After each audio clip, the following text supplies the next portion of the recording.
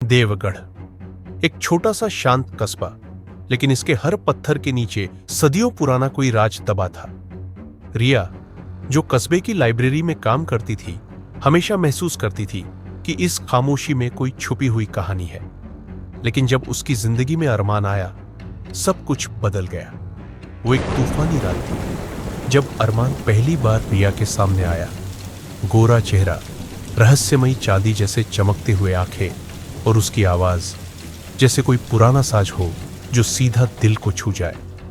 अरमान ने खुद को इतिहासकार बताया जो देवगढ़ की पुरानी कहानियों पर रिसर्च कर रहा था। रिया उसकी मदद करने लगी, पर जल्द ही उसे कुछ अजीब बातें महसूस होने लगी। अरमान कभी दिन में नहीं आता था, उसका प्रतिबिंब आईने में नहीं दिखता था। और एक दिन रिया को एक पुरानी डायरी मिली जिसमें लिखा था एक ऐसे आदमी के बारे में जो 200 साल से बूढ़ा नहीं हुआ था। उसका नाम था अरमान। डर और मोह के बीच उलझी रिया ने एक रात लाल चांदनी के नीचे उससे सच पूछ ही लिया। अरमान ने कहा, तुम जानती हो मैं क्या हूं, लेकिन मैं तुमसे छिपा नहीं सकता। तुम वही हो, मेरी मीरा, उसी आत्मा के साथ। रिया सन्न रह गई। अरमान ने बताया कि 1925 में वो एक लड़की से प्यार करता था, मीरा से।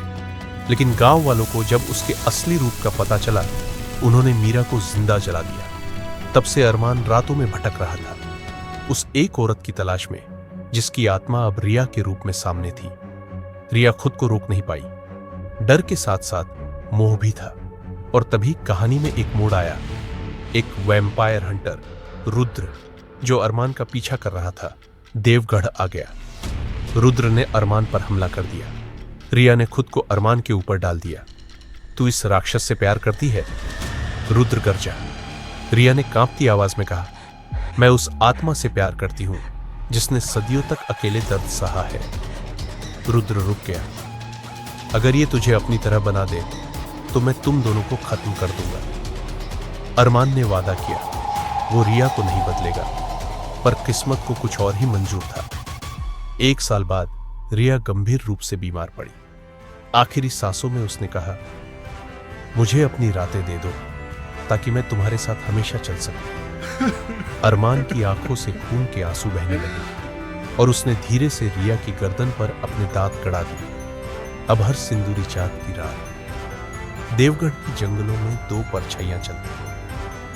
अंधेरे में एक अभिशप्त लेकिन मुकम्मल मोहब्बत।